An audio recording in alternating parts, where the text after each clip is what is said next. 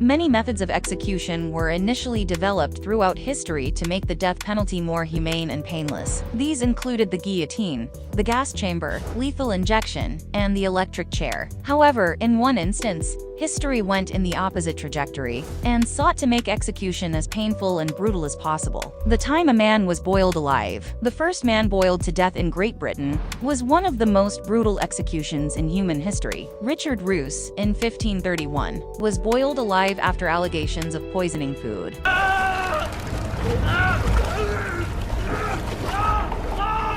This form of execution was later banned under Edward VI, deemed so horrific it should never happen again. According to K.J. Kesselring at the English Historical Review, Parliament passed an act for poisoning in 1531, a statute that made murder by means of poison a form of high treason, punishable with death by boiling. Previously, poisoning was not deemed an act of treason, but Henry VIII was simply notorious for executing people. He executed two of his wives, Anne Boleyn and Catherine Howard. He is estimated to have executed 57,000 people. But Richard Roos holds a particularly strange place in English history. Kesselring notes that Roos was a cook employed by John Fisher, the Bishop of Rochester. Roos was rumored to have mixed poison into the porridge of people in Fisher's household, and the porridge poisoned many people, particularly the poor. Every person who ate the porridge became very ill, and 2 people died, including a man and a poor widow. However, Fisher himself never ate the porridge. Instead, he wasn't harmed at all.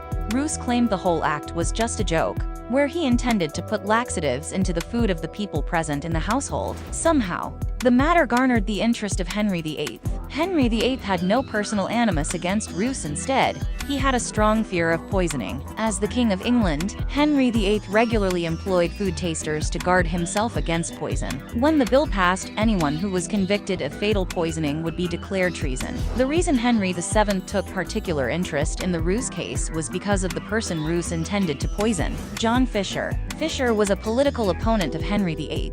He spoke out against Henry VIII's divorce, and some suspected Henry VIII hired Roos to poison Fisher. But Henry VIII addressed Parliament to heighten the punishment for anyone accused of poisoning. Fisher was a particularly vocal defender of Catherine of Aragon, the first wife of Henry VIII. He invoked the ire of Henry VIII after opposing his divorce and desire to marry Anne Boleyn. According to Kesselring, Henry VIII wanted to divorce Catherine of Aragon for failing to produce a male heir. This is the story of Richard Roos, the first man boiled to death. Little is known of his life beyond his execution, but the details of his case present a miscarriage of justice and power struggle between church and state. Roos's case was unprecedented for more than just the method of execution. Roos was not a prominent man, and was simply a common criminal at most. He was the cook of Fisher's household. Kesselring notes he did not receive a trial, and his rights were stripped the moment he was sentenced to death for treason. 3 years later, in 1534, a woman named Elizabeth Barton,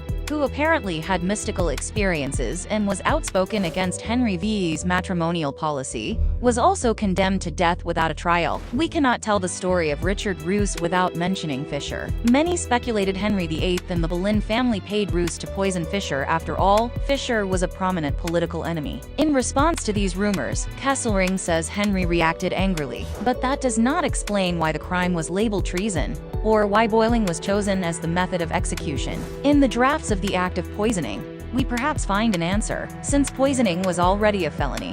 One draft introduced death by boiling as punishment. However, the decision to label poisoning treason was out of Henry VIII's volition. He wanted to send a message to anyone who wished to poison anyone in the future. The decision to label the offense treason, one suspects, emerged from the king's desire to bar the benefit of clergy to subsequent offenders. What is the benefit of clergy? According to Anne Duggan in Medieval Worlds, the benefit of clergy was often a way to avoid the death penalty and receive a trial from an ecclesiastical court instead of a secular court. The practice arose during the reign of Henry II in a dispute with Archbishop Thomas Becket. Becket thought clergymen should not be tried in secular courts when accused of a crime. Henry II was forced to give the benefit of clergy after 1170, when Becket was murdered in Canterbury Cathedral, and public opinion turned against him.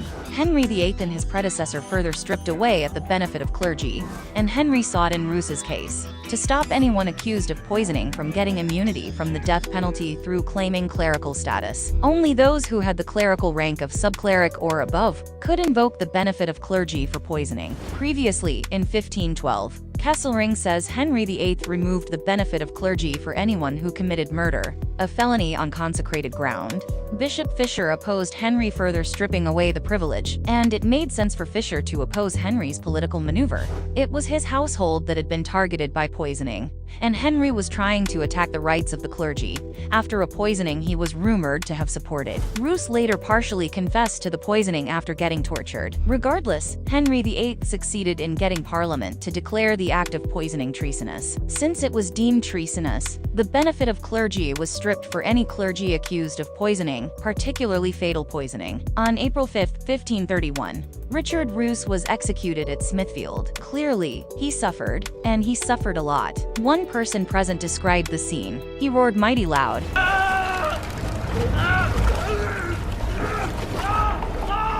and divers women who were big with child did feel sick at the sight of what they saw, and were carried away half dead. And other men and women did not seem frightened by the boiling alive, but would prefer to see the headsman at his work. According to British journalist Hugh Chisholm, only one other person was executed by boiling in English history, Margaret Davy, who was also accused of poisoning, and was executed in 1542.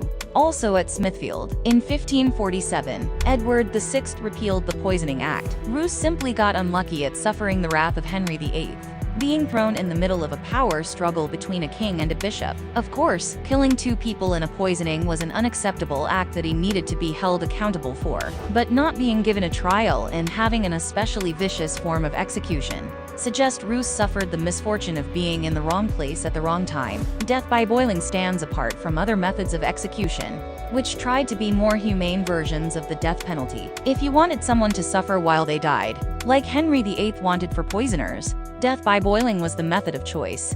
Thanks for watching. See you on the next one. Oh, and don't forget to subscribe.